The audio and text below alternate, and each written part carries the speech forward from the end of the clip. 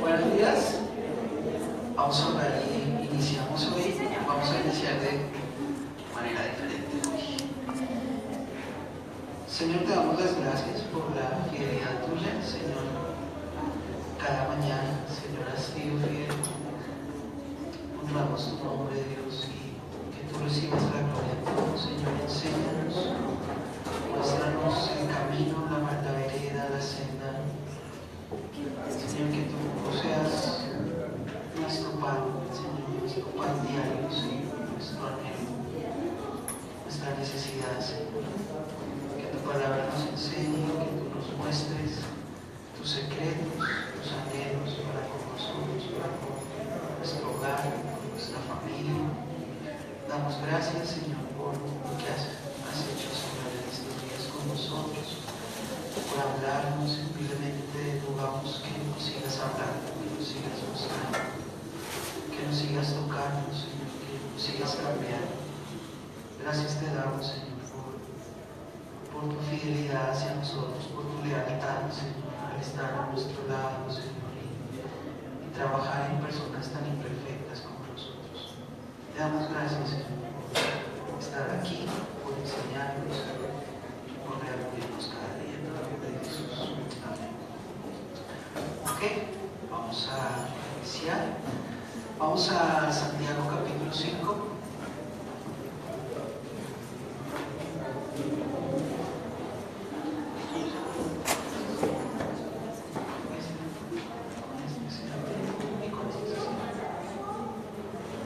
Se levanta ¿sabes cómo se levanta el negocio? Se levanta hacia arriba. Listo. Entonces vamos a arrancar hoy de una manera un poquito diferente. Vamos a entrar de una vez a Santiago 5, a nuestra enseñanza en el día de hoy. Dice Santiago 5, un texto supremamente rico y que pues Santiago está sellando el escrito de la madurez, ¿verdad? Está sellando el escrito de la sabiduría del hombre justo. ¿Qué diría? ¿Qué diría para terminar? Entonces, vamos a ver lo que quiso contarnos. Dice: advertencia a los ricos. Arranca de una vez con un sencillo texto que dice: oíd ahora, ricos, llorad y aullad. Nada más arrancó así. Oíd ahora, ricos, llorad y aullad por las miserias que vienen sobre vosotros. Note cómo arranca su texto número 5. Vuestras riquezas se han podrido y vuestras ropas están comidas de polilla.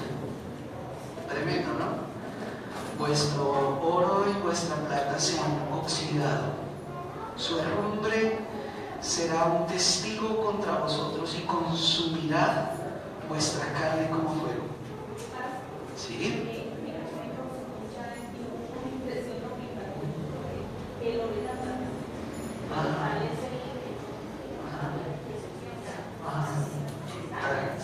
Está grave, sí, es tremendo. Es en los últimos días que habéis acumulado tesoros. Mirad el jornal de los obreros que han cegado vuestros campos y que ha sido retenido por vosotros. Tremendo, ¿no? Clama contra vosotros. ¿Qué clama contra ellos? El jornal no justo. Es tremendo. El clamor, sí, el pago correcto. Y el clamor de los segadores ha llegado a los oídos. ¿De quién? Del Señor de los ejércitos. Habéis vivido lujosamente sobre la tierra y habéis llevado una vida de placer desenfrenado. Habéis engordado vuestros corazones en el día de la matanza. Habéis condenado y dado muerte al justo. Él, gracias Carlitos, mi amor, nos hace resistencia. ¿Cómo arranca el final de algo que quiere contar? Y viene otra parte que es el verso 7. Por tanto, hermanos, sed pacientes hasta la venida del Señor. Mirad cómo el labrador espera el fruto precioso de la tierra, siendo paciente en ello. Cambia un poco de idea, ¿no? muy de tono. Sí, así es como que le quita a uno la angustia, ¿no? Sed pacientes hasta la venida del Señor. Mirad cómo el labrador espera el fruto precioso de la tierra, siendo paciente en ello hasta que recibe la lluvia temprana y tardía. Sed también vosotros pacientes, fortaleced vuestros corazones, porque la venida del Señor está cerca. Hermanos, no os quejéis unos contra otros, para que no seáis juzgados. Mirad, el juez, con mayúscula, está a las puertas. Hermanos, tomad como ejemplo de paciencia y aflicción a los profetas que hablaron en el nombre del Señor. Mirad que tenemos por bienaventurados a los que sufrieron. ¿Habéis oído de la paciencia de Job? ¿Y habéis visto el resultado del proceder del Señor? Que el Señor es muy compasivo y muy misericordioso. Y sobre todo, y hace un sobre todo, ¿no? Y sobre todo, hermanos míos, no juréis, ni por el cielo, ni por la tierra, ni con ningún otro juramento. De nuevo van las palabras, ¿no? No juréis por otro juramento, antes bien, sea vuestro sí, sí, y vuestro no, no. ¿Por qué? Para que no caigáis bajo su juicio. ¿Sufre alguno entre vosotros? Que haga oración, y se va a otro lado, ¿no? ¿Sufre alguno entre vosotros que haga oración? ¿Está alguno alegre que cante alabanzas? ¿Está alguno entre vosotros enfermo que llame a los ancianos de la iglesia y que ellos oren por él, ungiéndole con aceite en el nombre del Señor? Y la oración de fe restaurará al enfermo, y el Señor lo levantará. Si ha cometido pecado, le será perdonado. Por tanto, confesaos vuestros pecados unos a otros. Está hablando de enfermedad y ahora dice, por tanto, confesaos vuestros pecados unos a otros y orad unos por otros para que seáis sanados. La oración eficaz del justo puede lograr mucho. Elías era un hombre de pasiones semejantes a las nuestras y oró fervientemente para que no lloviera, y no llovió sobre la tierra por 3 años y 6 meses. Y otra vez oró, y el cielo dio lluvia y la tierra produjo su fruto.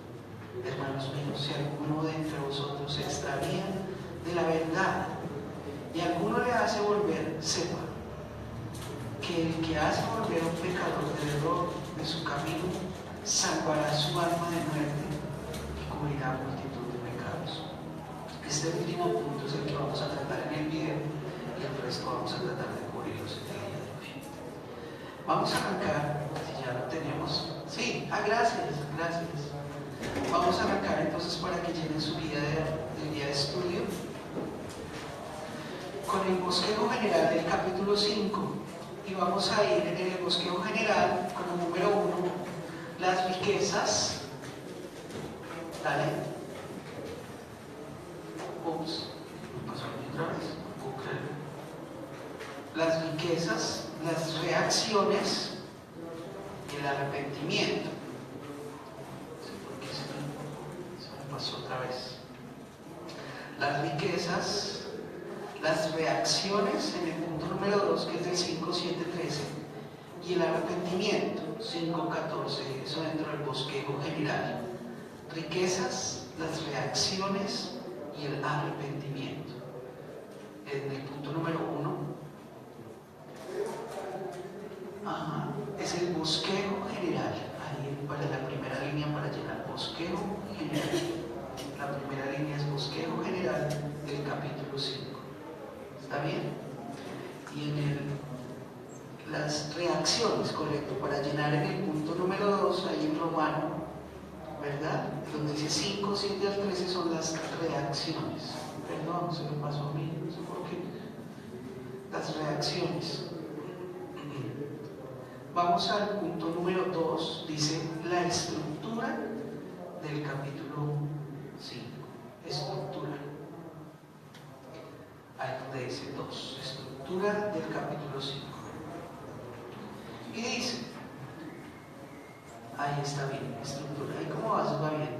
Y las demás, permíteme un momentito. ¿Tú bien?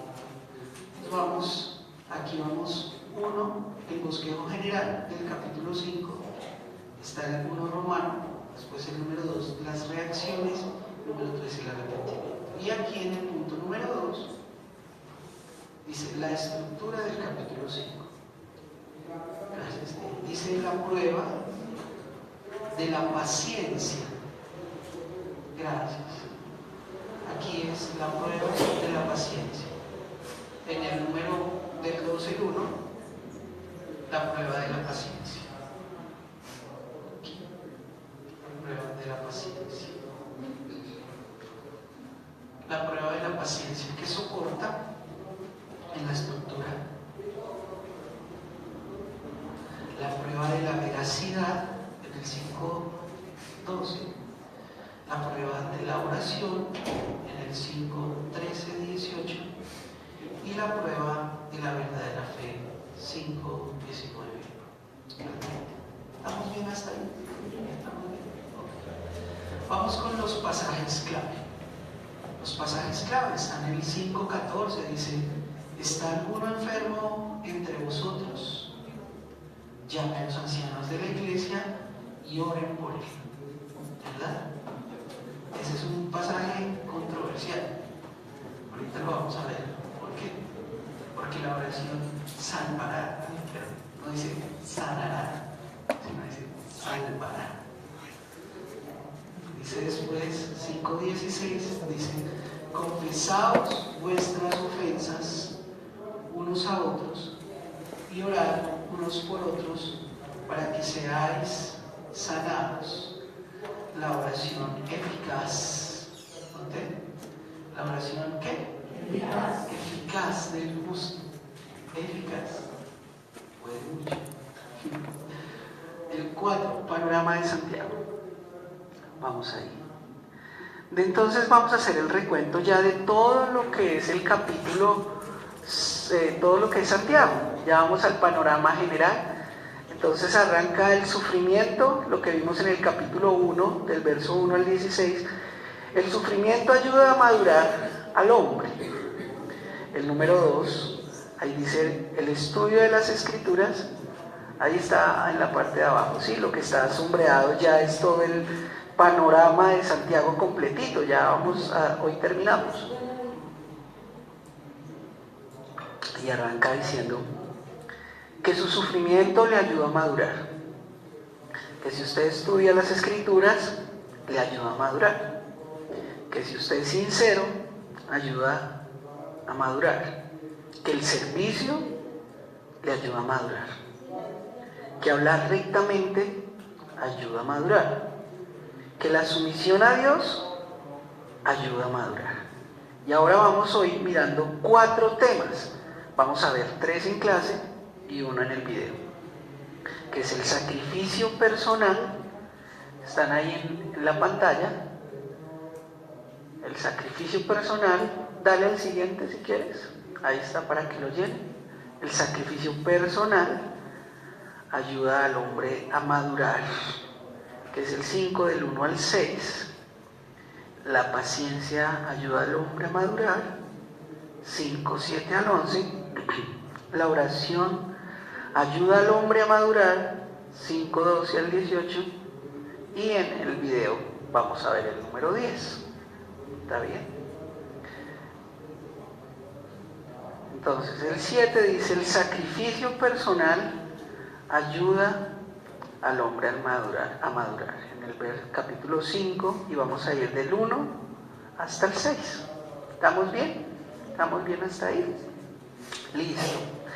Entonces vamos a mirar algunos detalles de lo que es del verso 1 al verso 6. Y voy a hacer unos énfasis en eso que dice hacia los ricos, y es: oíd ahora, ricos, llorad y aullad por las miserias que vienen sobre vosotros. ¿Cómo les parece esa arrancada de capítulo 5? Fuerte, ¿no? Pero ¿cómo ven eso? ¿Qué piensan ustedes alrededor de esa declaración? No recuerden que él está en un momento social, ¿no? Lo expliqué en la introducción, hay una situación social. Pero ¿qué quiere decir eso? ¿Qué quiere decir? ¿Quién es rico? O sea, no es riqueza, los ricos tienen riqueza de dinero, de Sí. poder, pero no del Señor. Entonces, todo eso es Ajá. comprobar si van a ver quién está en el mundo. Sí. Está en el mundo. Sí. Gracias por tu opinión. La riqueza de vosotros Ajá. no viene del Señor, Ajá. sino que la hay acumulada. Muy buen punto. Muy bien. Excelente, Olivita. Ajá.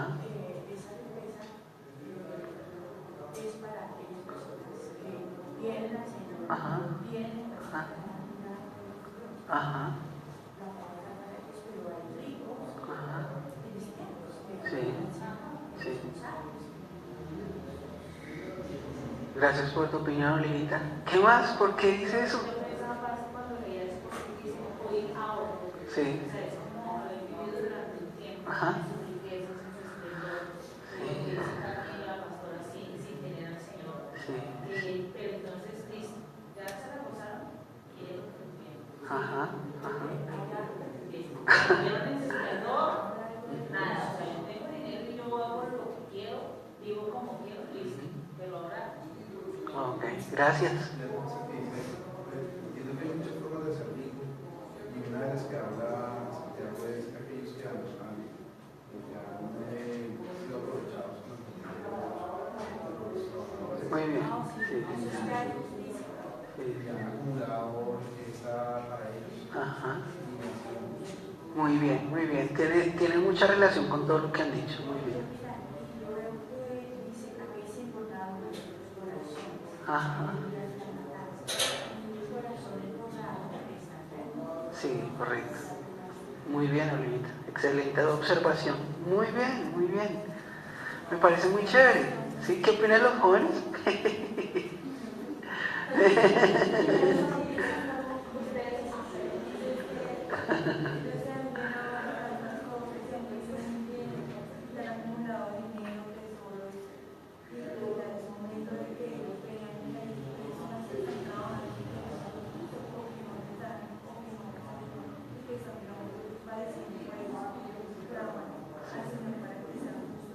Claro. Excelente, sí. Muy bien, buena opinión.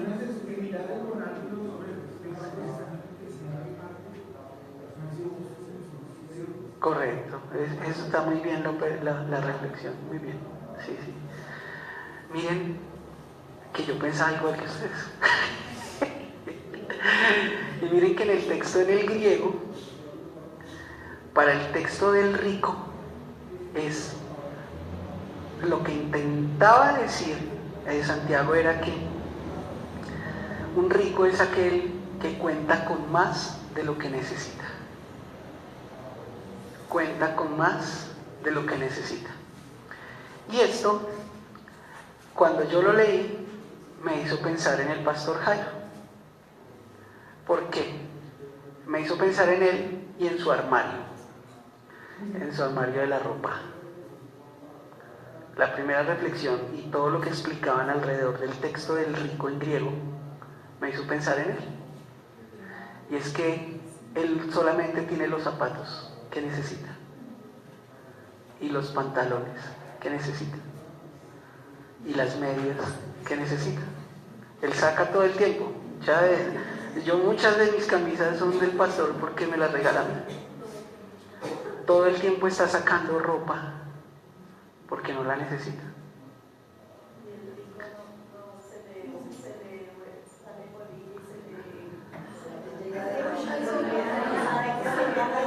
Correcto, correcto.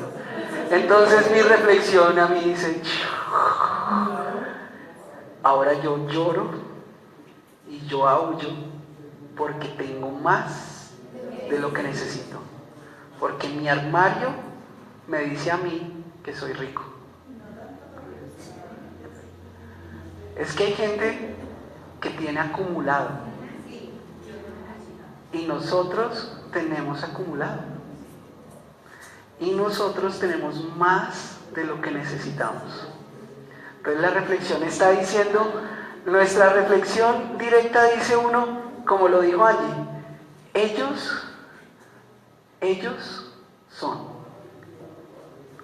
ellos, los ricos, ¿verdad? Porque uno lee el texto y uno dice, es que yo no tengo una empresa y yo no le estoy pagando a nadie, ¿verdad? Normal, es normal. Vuelvo y digo, yo también lo pensé así, pero la reflexión de Santiago nos dice a nosotros, usted debe aullar y llorar, porque sus miserias vienen sobre ustedes, porque ustedes acumulan. Porque si en su casa usted tiene más de lo que necesita en su mercado y hay gente que no tiene para comer, usted es un rico, usted vive en abundancia. ¿Entiende? Es la reflexión de él. Y es que aquí todos somos ricos, yo les he dicho. La mayoría de la gente que viene a esta iglesia vive en abundancia. Así vamos con luchas. Vive en abundancia. ¿Por qué? Porque ese es el concepto que tiene. Miren, él nos llama, no a ellos, a nosotros. Y como dijo Pili, oigan ahora, no acumule. Si usted tiene más de eso, piénselo. A veces hay gente que no tiene nada y nosotros acumulamos, somos ricos y nos quejamos. Lo que tiene otro, correcto. Y dice, mire, usted es un rico. La exhortación a usted es que si usted tiene más de lo que necesita, esta exhortación es para usted. Dice el Señor que el sustento, que nos estemos contentos, que tengamos contentamiento con el sustento y el abrigo, y que de ahí en adelante todo eso es misericordia de Dios, abundancia. Sustento y abrigo, dice que es lo básico que debe tener una persona. Y si tienes de ahí en adelante, tú vives en riqueza. Entonces es que establece un derrotero por abajo. O sea, si Osvaldo tiene más zapatos de los que necesita, entonces Osvaldo es rico. ¿Entienden? Si yo tengo más cosas de las que necesito, si yo tengo 4 televisores en mi casa, yo vivo en riqueza. Porque hay gente que no tiene. Y entonces nos mete a nosotros en cordura, y es el pensamiento maduro de una persona adulta. Y dice, hombre, estas cosas hay que sacarlas. Otro las va a necesitar. Tengo que sacarlas. O sea, si su hijo tiene una gaveta repleta de ropa que no le cabe en los cajones, usted está dentro de los ricos. A veces no nos cierran los cajones. ¿Por qué? Porque vivimos así. Y ahora la reflexión ya no se queda para los que son dueños de empresa, sino que se queda para nosotros y nos dice, oiga, sí, qué tremendo esto. Entonces dice, vuestras riquezas se han podrido. O sea, usted en su casa guarda cosas podridas porque no están teniendo la utilidad que necesitan. Y vuestras ropas están comidas de polilla porque usted es un egoísta que no comparte.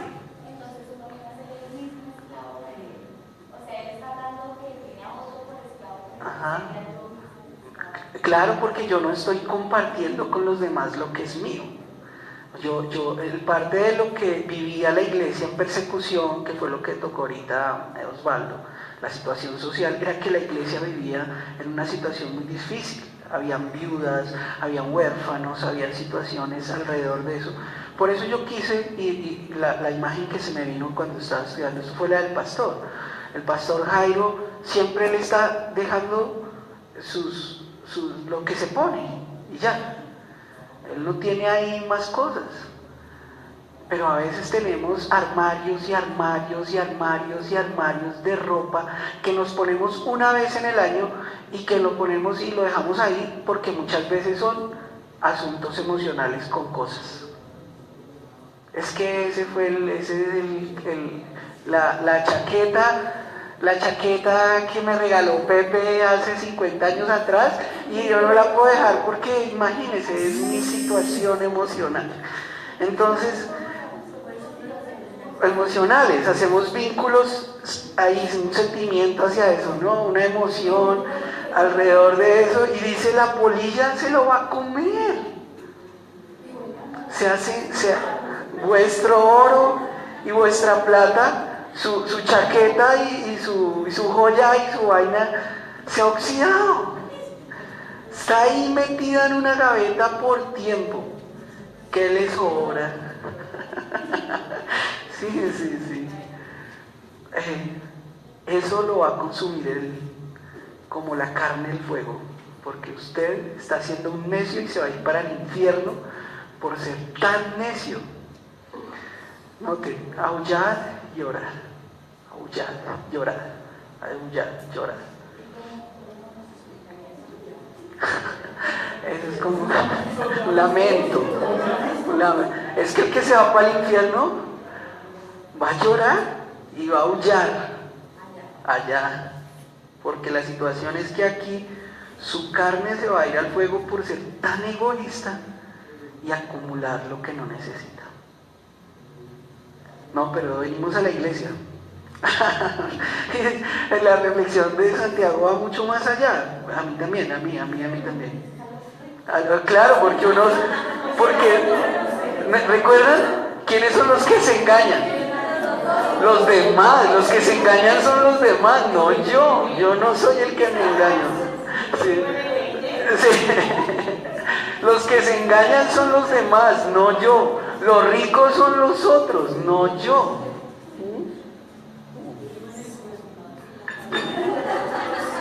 Y nos quita, el primer pedazo nos quita algo, ¿no? Y es hacer un estereotipo de considerar quién es rico y quién no. Es que es rico porque hace esto, porque tiene esto, porque... Y él dice, cuidado, no el que llega con anillo de oro en la iglesia es rico. Cuidado. Es que yo puedo estar siendo rico y no me he dado cuenta. Y yo ahora pienso que los demás son, pero soy yo.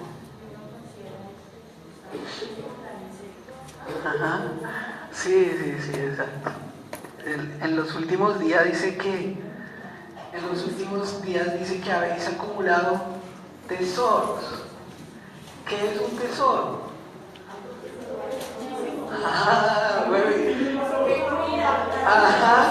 Y va el tesoro. ¿Cuál es tu tesoro?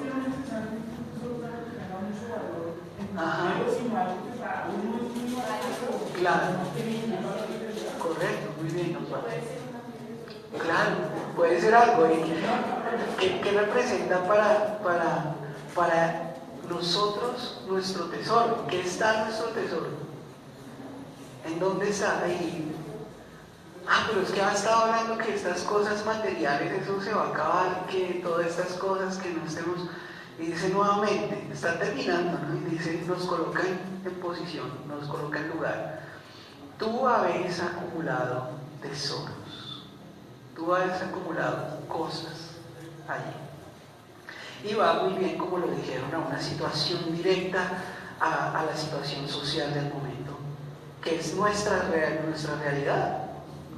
O sea, colombianos en su mayoría viven en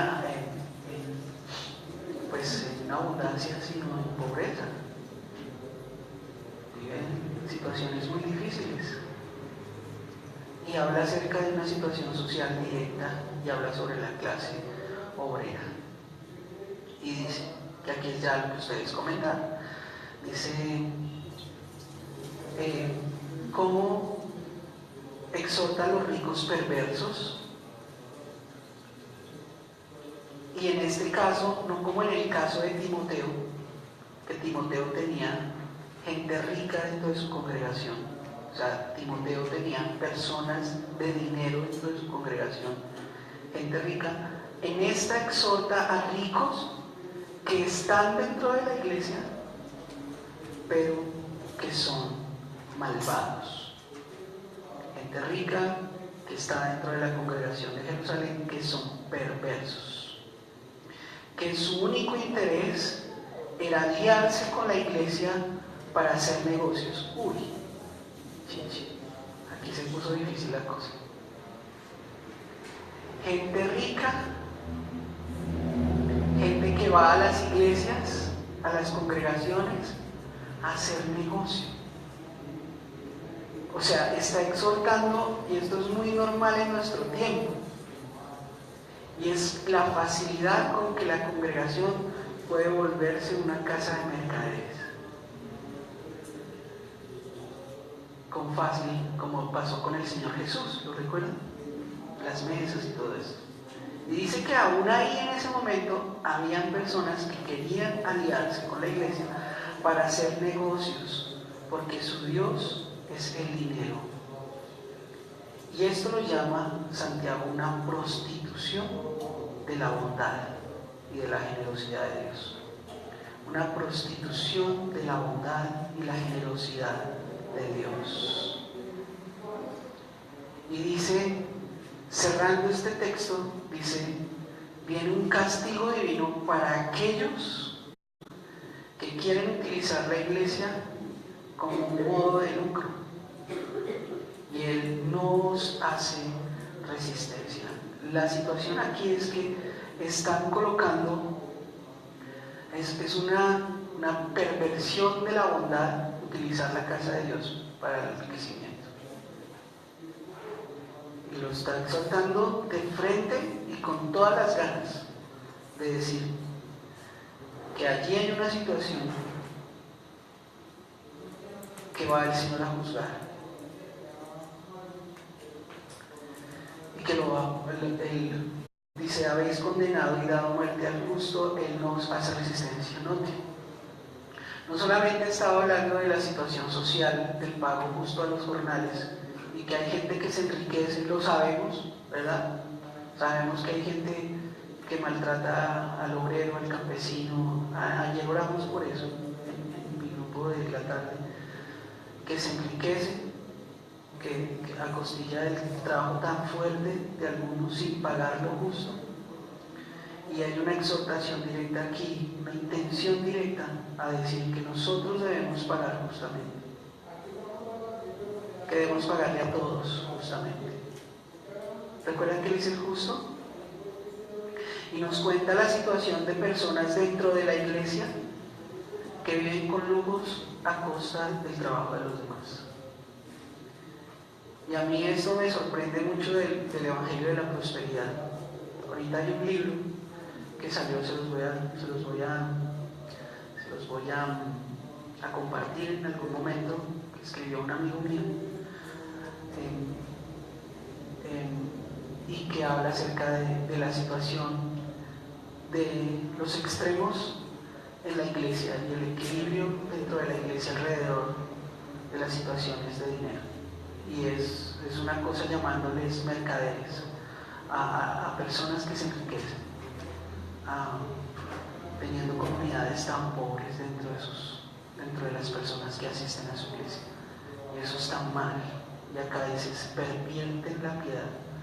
Entonces note que Él no está ocultando algo, inclusive los ministros que pierden la noción de la cosa.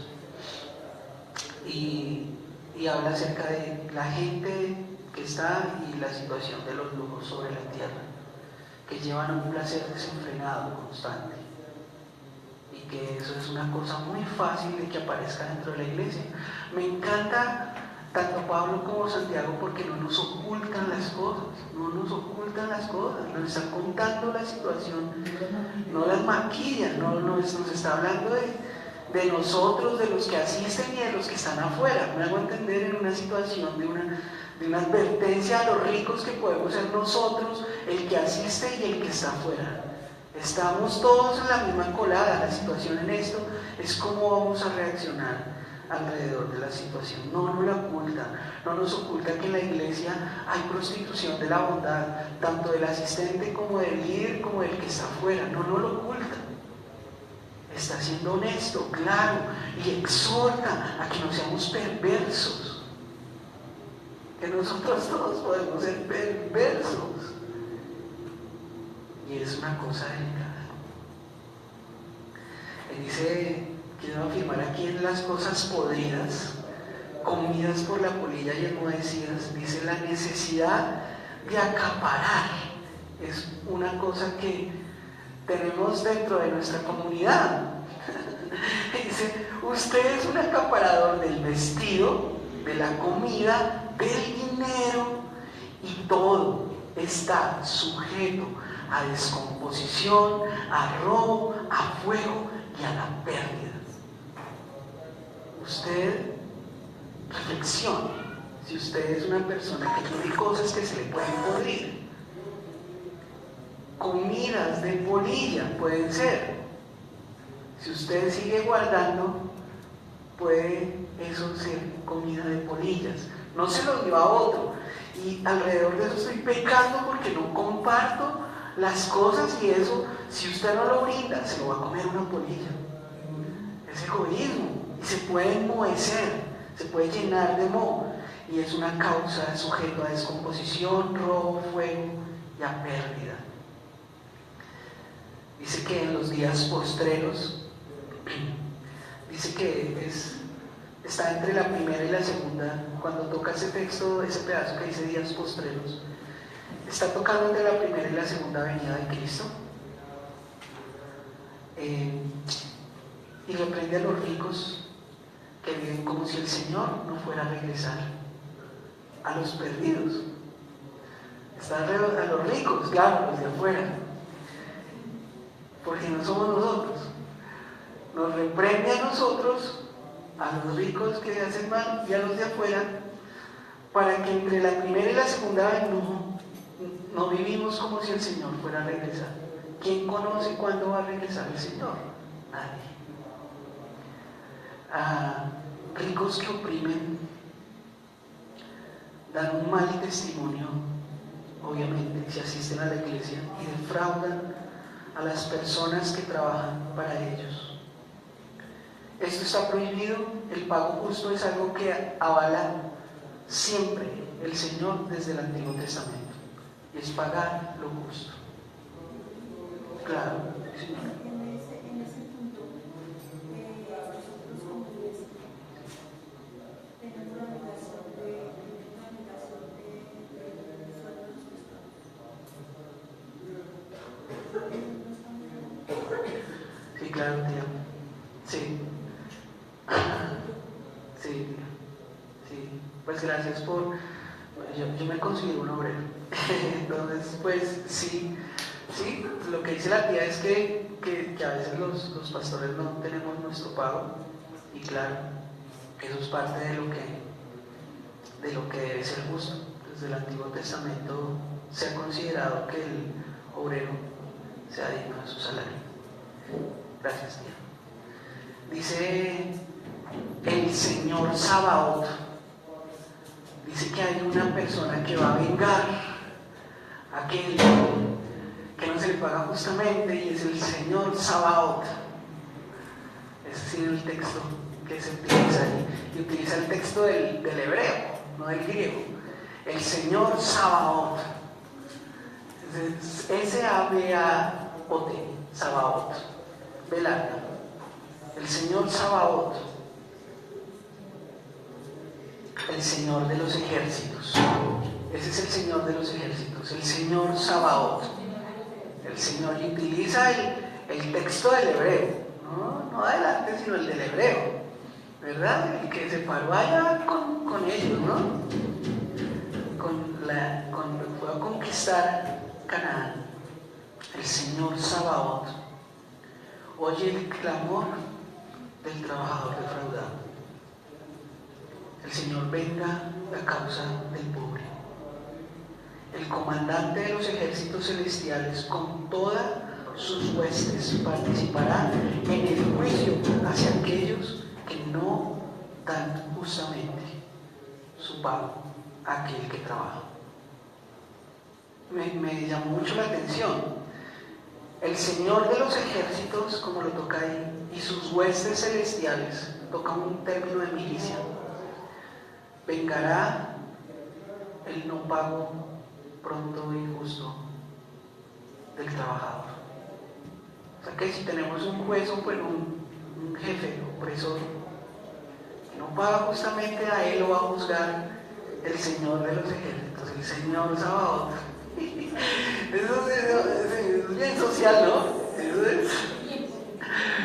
es bien social. O sea que si el gobierno no establece salarios básicos justos, el Señor va a juzgar a un ministro, a los ministros y al gobierno por no establecer unas conductas sociales adecuadas para un país.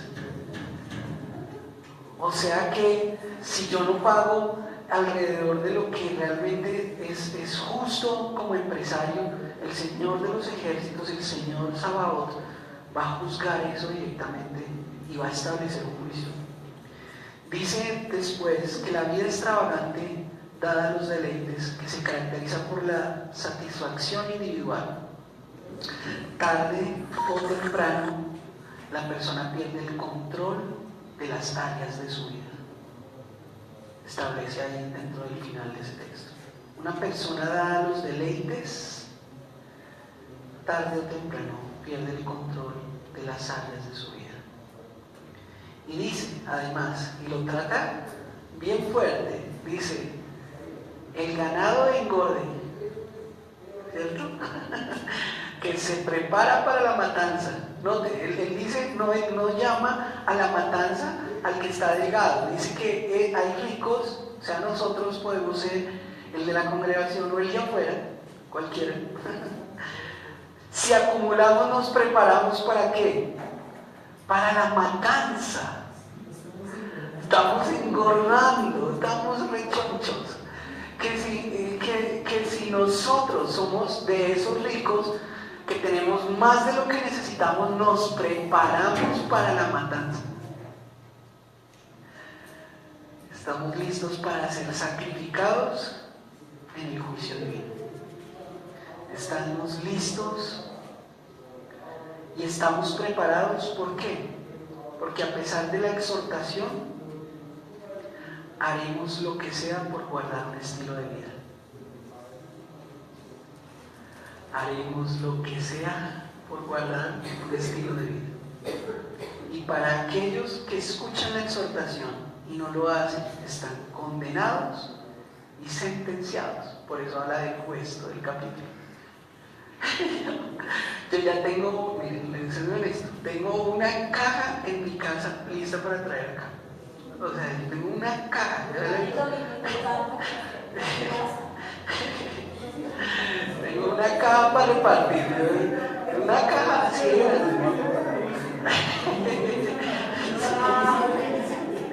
Claro, claro.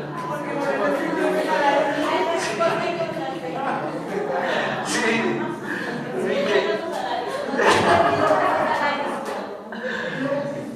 Dios mío, yo pienso y digo, oh, pero es que nosotros pensamos que los engañados son ellos, no nosotros. Ajá, no leemos en primera persona, porque pensamos que los ricos son los demás. Cerremos ese capítulo y vamos a la paciencia para que le bajemos la cosa. 8. Vamos al 8 ahorita. La paciencia, para que lo completen en sus días, la paciencia ayuda al hombre a madurar. Claro, porque ahora vamos a ir más suave. Porque como todos somos pacientes, pues ahora la cosa se pone mejor. Entonces, estamos así. ¿Sí? Entonces dice, la paciencia ayuda al hombre a madurar, del 5:7 al 11, y después dice, un ejemplo del pasado, que es Job, un ejemplo del presente, y después dice un ejemplo del futuro. ¿Está bien? Vamos a ir ahí para que lo llenen en sus...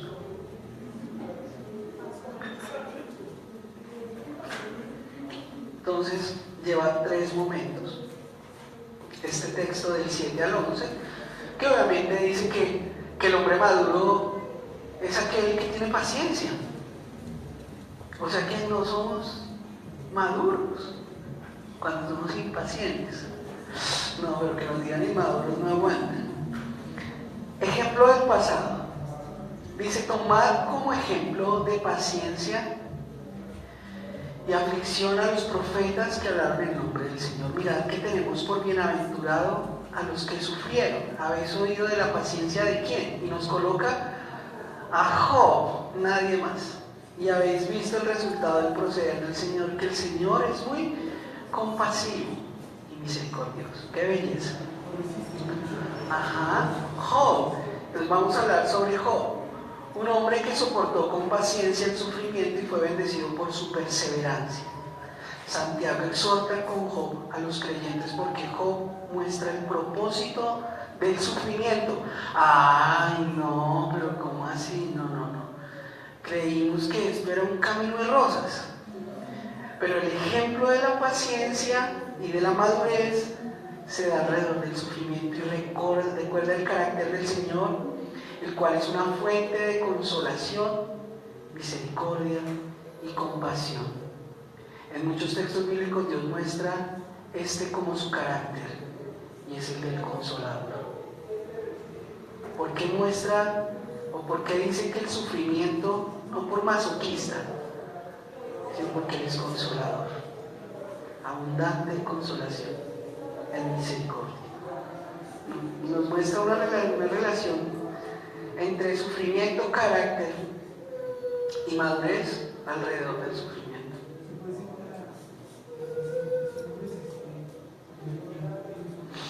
Claro, le dio 3 veces lo que tenía Job, el Señor al final. Dice, un ejemplo presente, dice, por tanto, hermanos, sed pacientes. En el verso 7 dice, note que él empieza a pasar de un lado a otro. Sí, aquí está organizado, pero él en el anterior tocó el 10, ahora va en el 7, dice un ejemplo presente. Por tanto, hermanos, sed pacientes hasta la venida del Señor.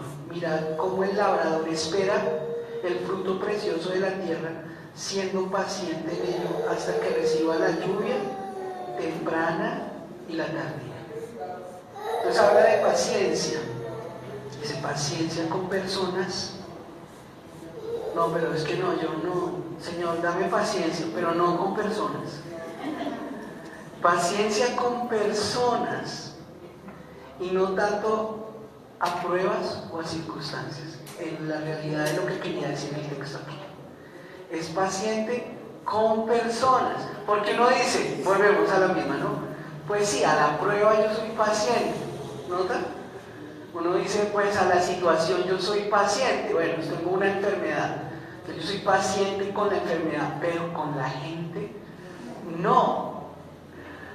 Pero aquí la exhortación es con personas. La intención de la tocada de la paciencia aquí es hacia personas. Y coloca, ¿cuál es la intención? La intención del escrito dice, sean pacientes con los ricos opresores. No, pero si habíamos quedado en el anterior que ellos eran los malos. Y acá, miren cómo voltea Santiago la cosa. Dice, usted sea paciente con el rico opresor. Pero no, esto no es. Y motiva que alrededor de la segunda venida del Señor estemos motivados en paciencia alrededor de los maltratos de ellos. No, pero esta parte no la podemos tocar ahí en la fraternidad latinoamericana, que es bien socialista. Este pedazo no, oren por los ricos, no, ahí ya no volvemos, que es bien socialista la cosa, ahí ya oren por el rico, oren por él, gánelo, sea paciente, ahí ya la cosa se pone. Note cómo ama a sus enemigos. ¿Quién enseñó eso? Jesús. Y eso es una volteada a la arepa. Y yo otra vez vuelvo y digo, no, pues ya habíamos quedado que ellos eran los malos. Pero dice ahora usted que lo oprimen, amén.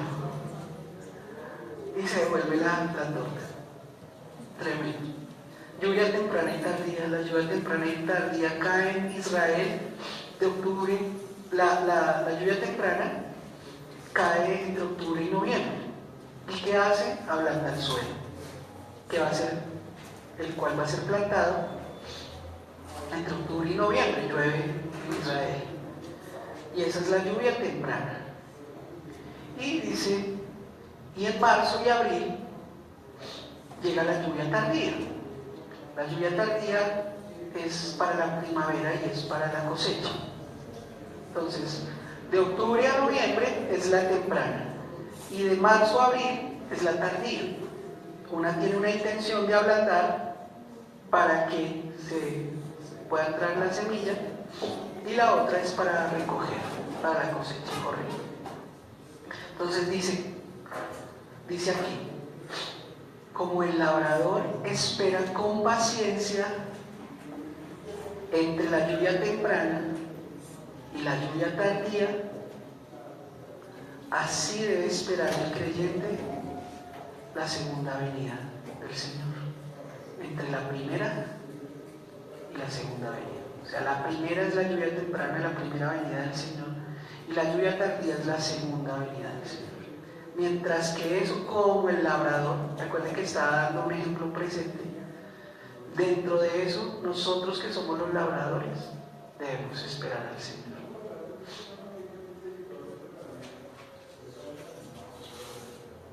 Y vamos al ejemplo del futuro. Dice, sed también vosotros pacientes. ¿Quiénes?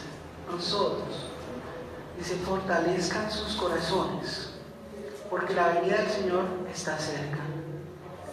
Y viene con el chichi, otra vez con el fuerte.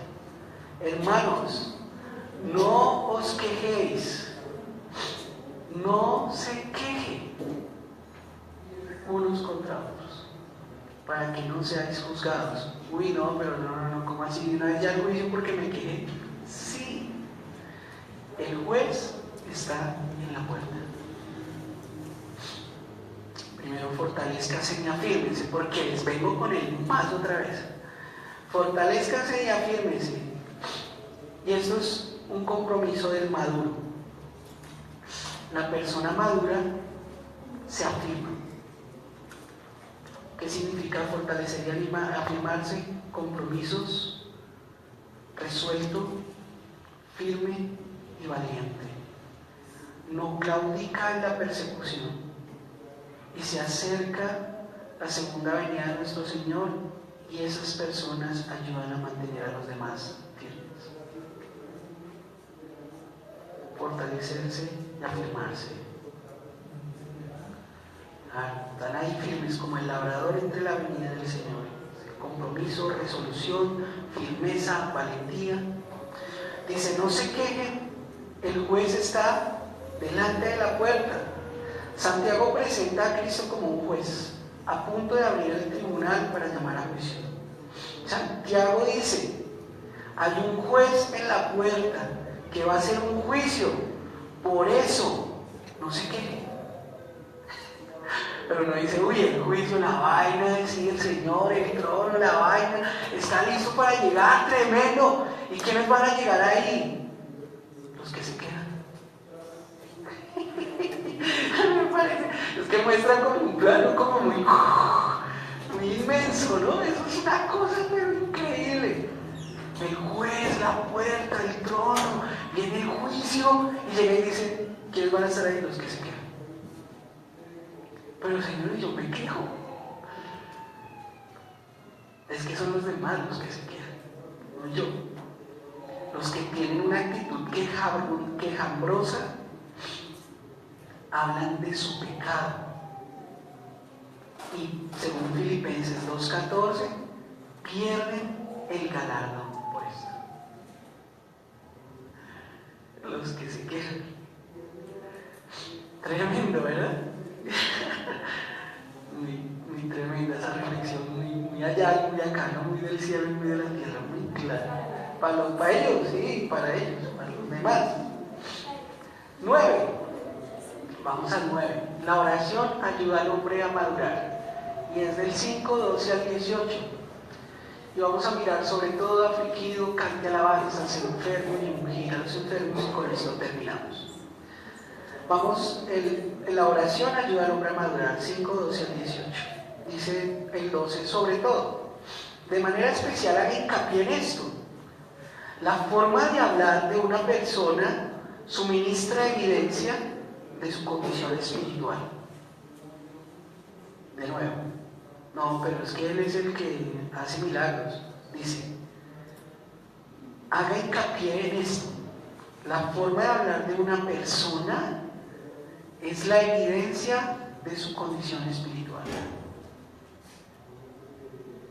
Y arranca, como ya lo había dicho, habla en esto, hace una transición entre el quejarse y ahora dice, no jure, no hagan juramentos. Habla de nuevo de la lengua, ¿no? De nuevo en otra manera. No jure ningún otro juramento. Condena los juramentos falsos, evasivos y engañosos. Y promueve el habla directa. Motiva, Santiago, el habla directa, responsable, honesta y sin rodeos. Note, ¿motiva a que usted se quede callado? No. Motiva a que usted hable, pero que lo haga con sabiduría de lo alto. Que motiva a que usted lo hable. Note, no es que usted se quede callado, sino que lo que usted va a hablar sea sabio, honesto, directo, responsable con la consecuencia de sus palabras, sin rodeos. Y este es muy importante, el rodeo, porque a veces no somos claros en lo que decimos y cómo lo decimos. Las cosas tienen que ser claras y sin rodeos. El amor no pierde la firmeza. Sin rodeos. ¿Y a qué va? ¿A qué va? A que su sí sea sí y su no sea no. Y dice, una persona inmadura no sabe decir sí. Y una persona inmadura no sabe decir no. ¿Nota? El inmaduro no sabe decir sí y no sabe decir no. Dice, una persona inmadura no sabe decir eso. Correcto. Porque no sabemos cómo puedo contar con usted. Es que depende. ¿Nota? Quizás. Es que es como el chavo, ¿no? Es un niño. El adulto, si se compromete, ahí se queda. Es mi compromiso. Hablo directo, compromiso claro, no depende, no si las condiciones se dan, no si equivale. Todo esto dice, y todo el saber, usted no decir un sí o un no, equivale a invitar a su vida el juicio divino. No, pero otra vez se fue arriba, otra vez al juez, ¿no? ¿Recuerdan que todo el tiempo toca al juez? Dice, cuando usted no sabe decir un sí o no sabe decir un no, eso es como el matrimonio. O sea, usted cuando vino y dijo sí me caso, pues, mi hermano, es un sí, porque si usted cambia su sí, va a venir el juicio divino sobre su vida. Y eso es una realidad. Dice, afligido, que era maltratado, perseguido. Y para estas personas afligidas, después toca eso, ¿no? Toca el afligido, cambia un poquito de tema. Y dice, maltratado es una persona maltratada, perseguida, y el consuelo de Dios para ellos está en la oración. Y dice que cante alabanzas.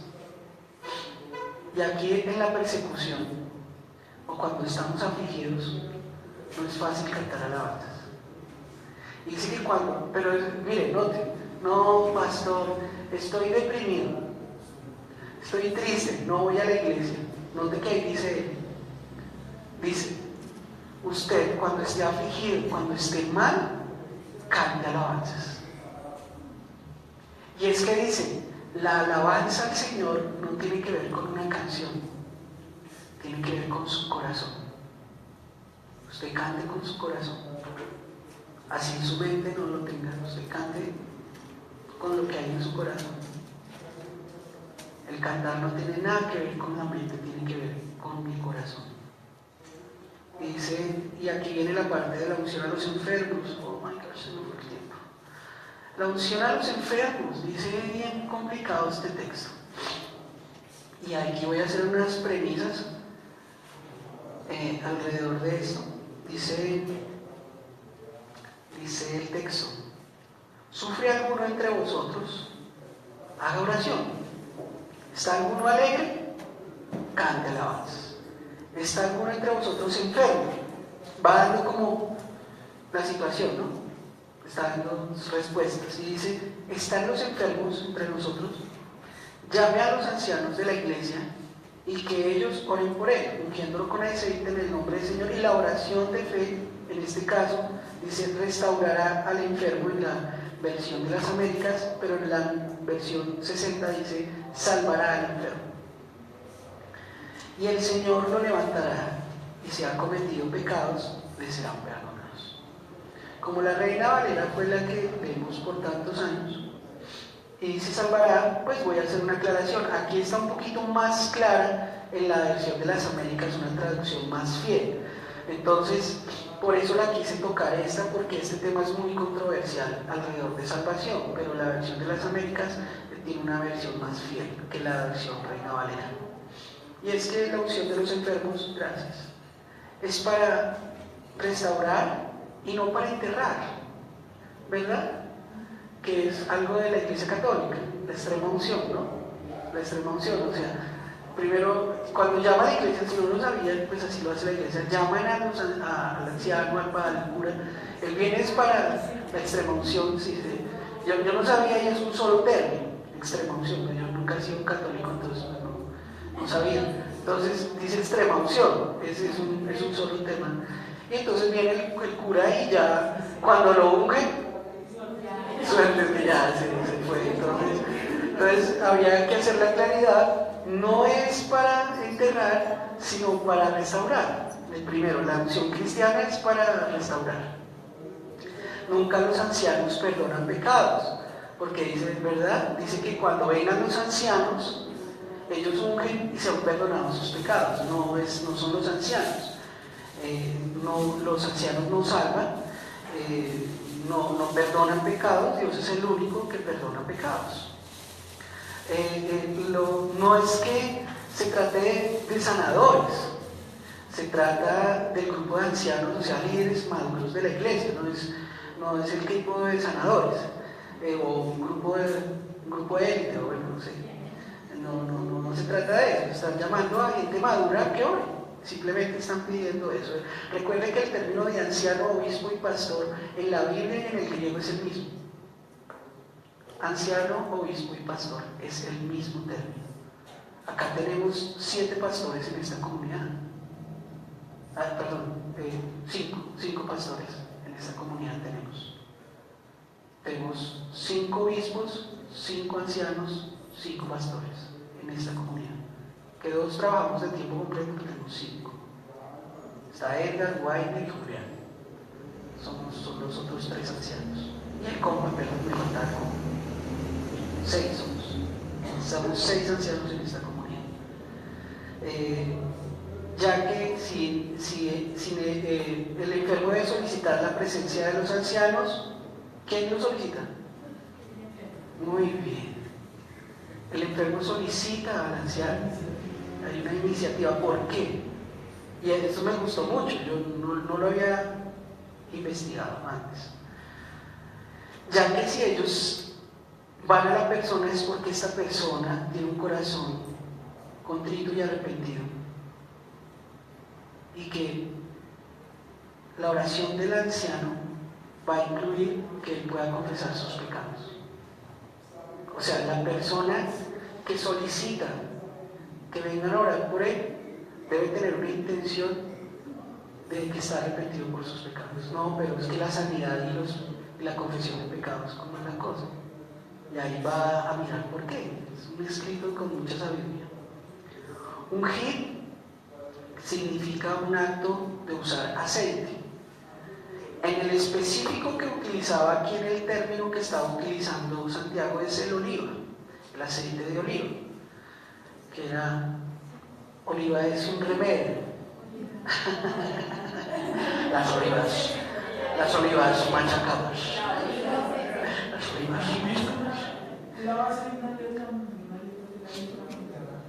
Claro, la oliva es un remedio medicinal. Oliva es un remedio. Es una medicina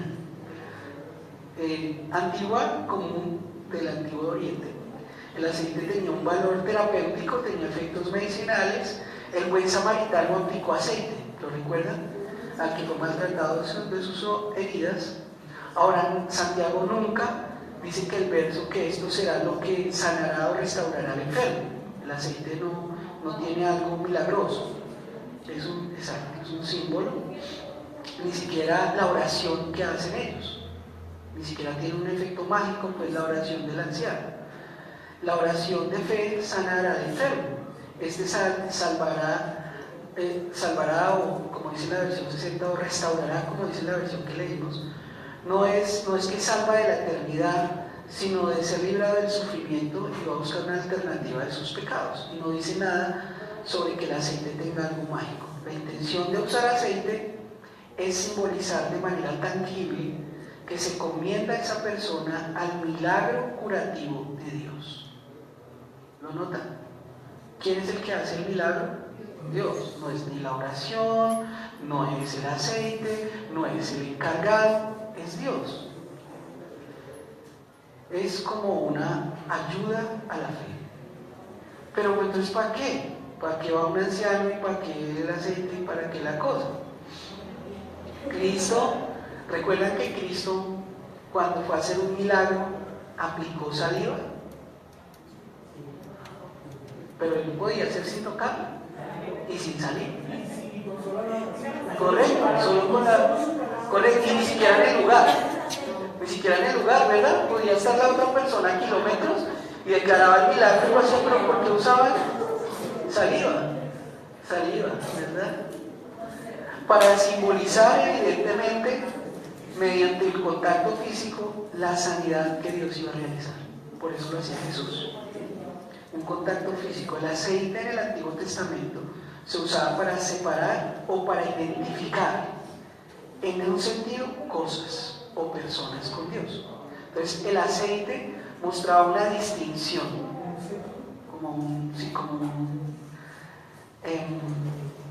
y una identificación más bien de cosas o personas.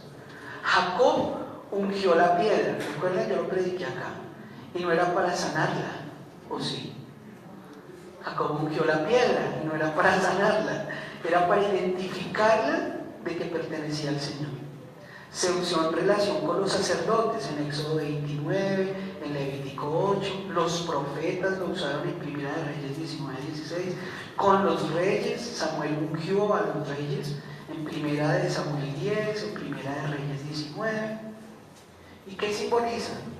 Simboliza dedicación, identificación con Dios, para hacer su voluntad y como un estímulo para realizar una muy dura tarea. ¿Nota? Entonces, cuando yo unjo a alguien, lo estoy identificando con Dios, estoy haciendo un contacto físico, ¿verdad?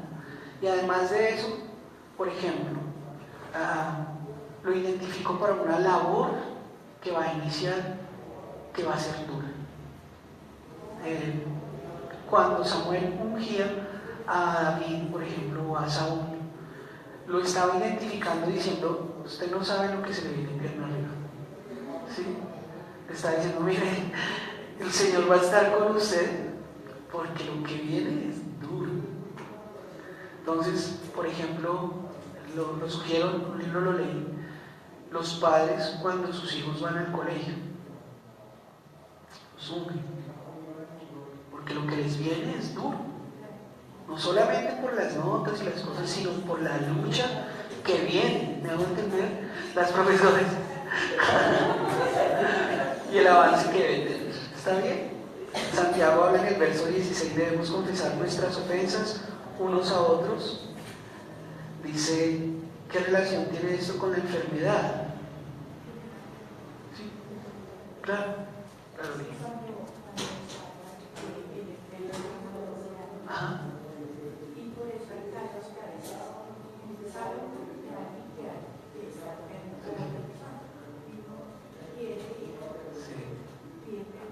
Claro, claro.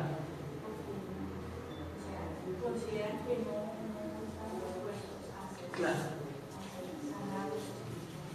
Correcto.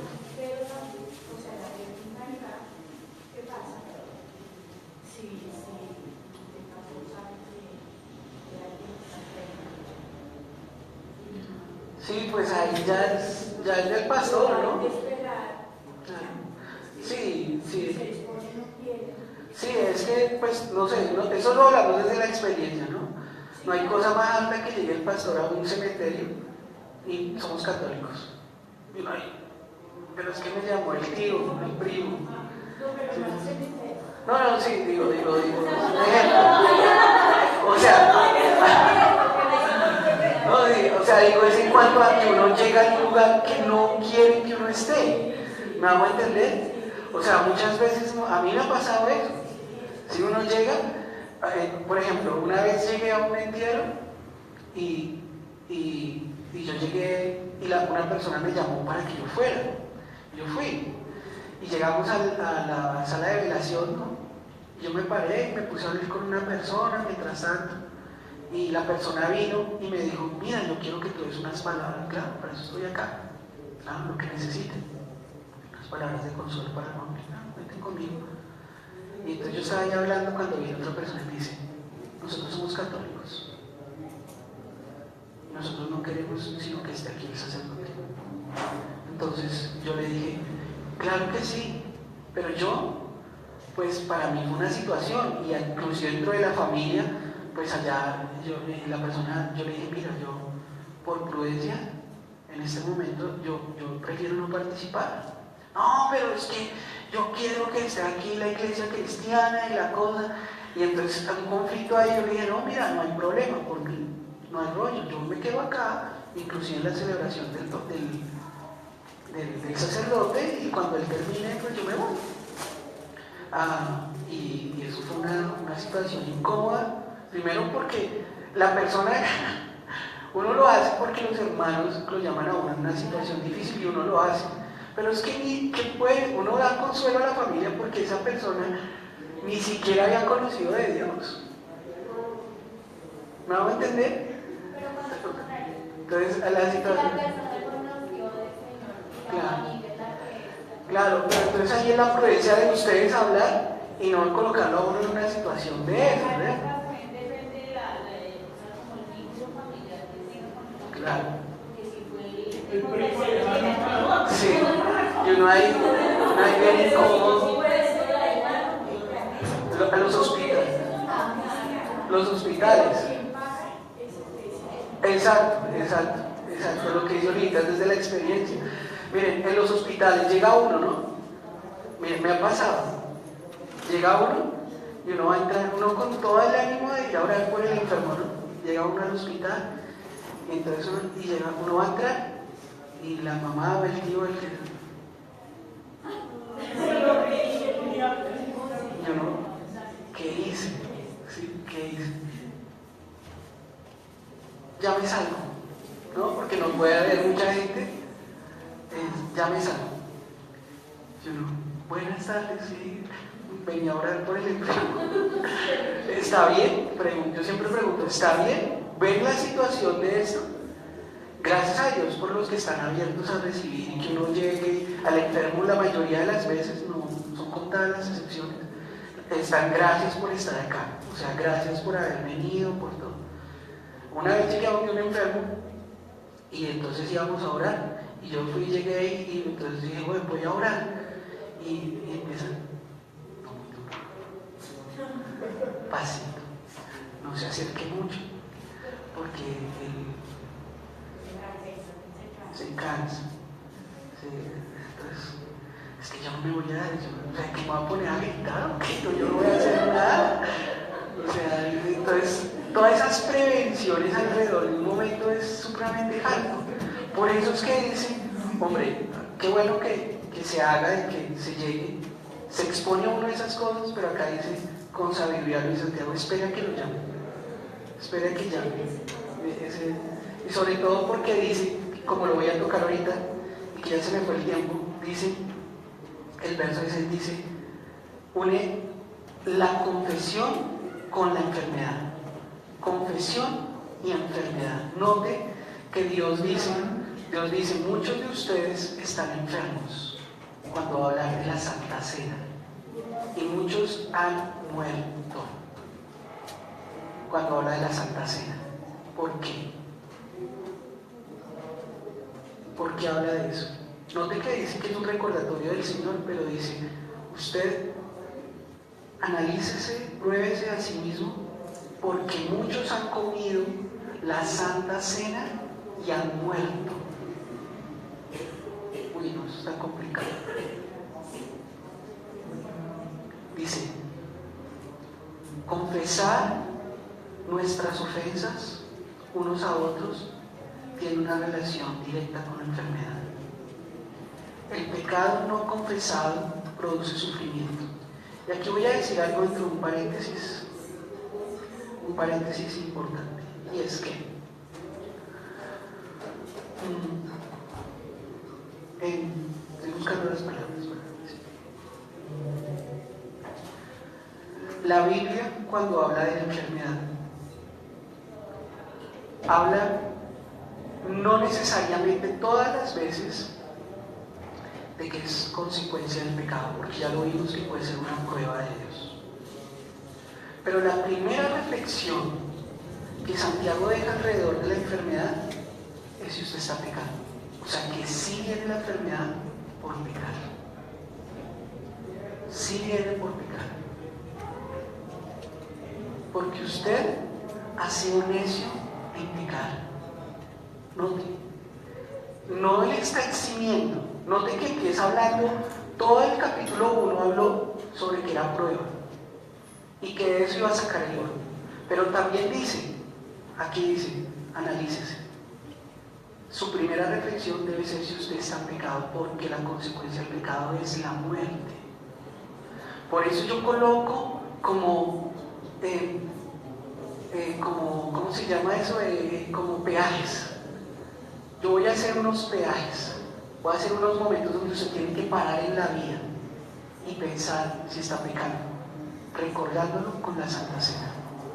Es el momento donde usted debe parar y examinarse a sí mismo y pensar si está pecando o no. Porque puede venir, si usted sigue pecando deliberadamente, usted puede seguir cargando su enfermedad. Y aquí lo amplía y dice, usted está en enfermedad, confiese sus pecados. Y dice algo más, confiéselos uno a otro. Se metió al rancho. El pecado no confesado produce enfermedad. Uy, no, esto me lo dijo mi psicólogo. Aquí estuvo en la Biblia hace 2000 años. Y era que las cargas del alma traen enfermedad al cuerpo físico. Aquí ha estado, está así y es así. La confesión es una oportunidad para la sanidad. Un creyente, claro.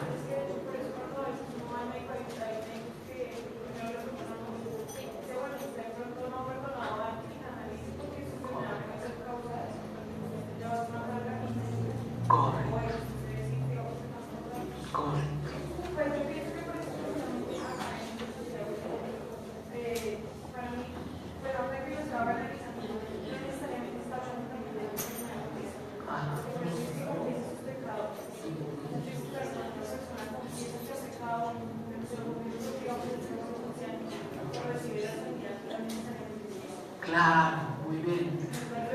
¿Por qué está llamando a un anciano a que ore? Porque puede escuchar con madurez una confesión. ¿Notan? El anciano va a venir a ungir al enfermo porque está arrepentido, quiere hablar y puede llevar la carga en alguna situación. Me parece tan sabio todo lo que dice acá y tan profundo, porque motiva que un creyente, ¿notan? Que no son nosotros, soy yo, que puedo estar enfermo por no confesar mis pecados, puedo estar ofendido.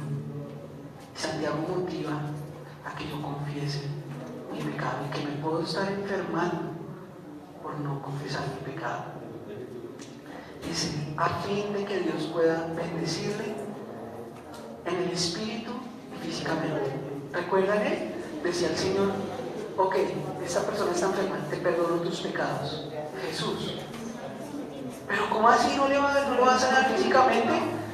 Le dice, ¿qué es más importante? ¿Que yo le perdone los pecados o que los mare? ¿Nota? Es la misma reflexión de Santiago, la misma. Bendecir, cuando tú estás sano espiritualmente, tu físico va a cambiar. ¿Por qué? Porque hay una oración eficaz del justo que puede mucho. No es su intención, es que la oración eficaz es aquella que tiene esa intención de confesión para recibir sanidad.